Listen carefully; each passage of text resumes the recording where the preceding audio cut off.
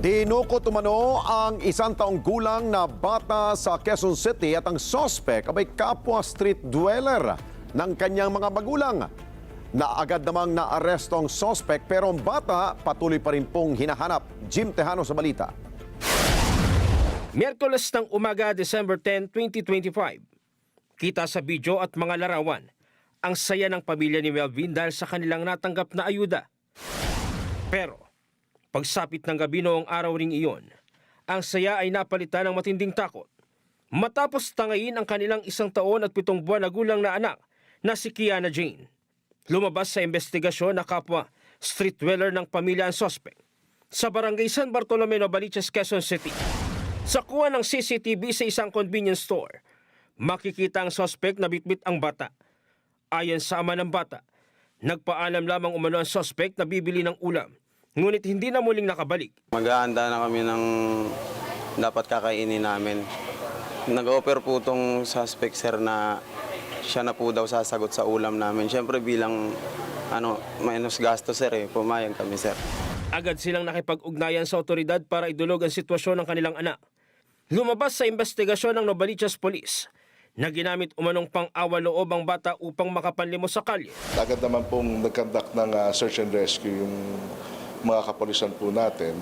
Ito raw pong suspect at ang bata nakita along Novaliches na namamalimos po. Sa tulong ng isang informante, nahuli ang suspect kung saan ito huling nakitang bitbit ang biktima. Ngunit ang bata, wala na sa kanyang pangangalaga. Based po to sa information ng mga magulang dahil kilala rin po nila personally yung suspect. And kaya naman po namin nahanap to is based na rin po sa mga informant po natin na nagturo po kung saan po palagi naglalagay itong suspect po natin.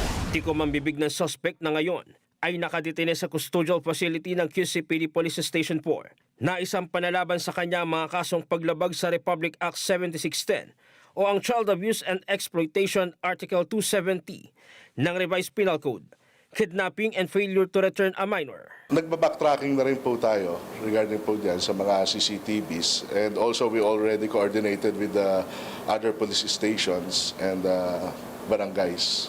Sa kabila ng pinagdadaanan, buo pa rin ang pag-asa ni Melvin at ng kanyang partner na muli nilang makakapiling ang kanilang nag-iisang anak. Bigat na sa pakiramdam, sir. Hindi na namin alam kung nasan yung anak namin. Baka po makita nyo yung anak ko. Pagbigay alam nyo naman po kagad sa amin. May mga iniwan po kami para po makontak kami. Pakipagbigay alam po kagad sa amin. Kasi po hindi na po namin alam ang gagawin namin. Patuloy ang panawagan ng pamilya at ng pulisya sa publiko. Jim Tejano, para sa mata ng Agila, matatag, matapang, matapat.